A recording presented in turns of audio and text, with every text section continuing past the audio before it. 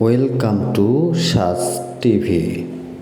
গাইবান্ধা জেলার অন্তর্গত গোবিন্দগঞ্জ থানা।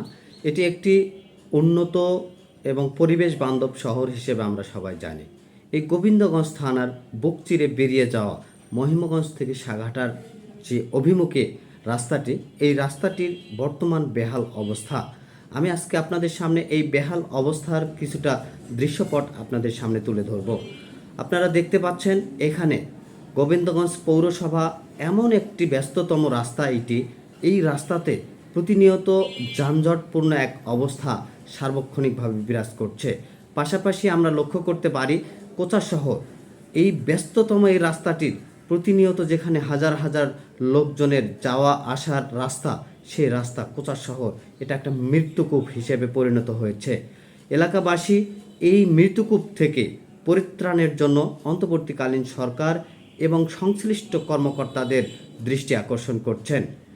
আশা করছি আজকের এই প্রতিবেদনের পরে এই বিষয়টি নজরে নিয়ে এর একটা সঠিক সুরাহা আসবে ইনশাআল্লাহ।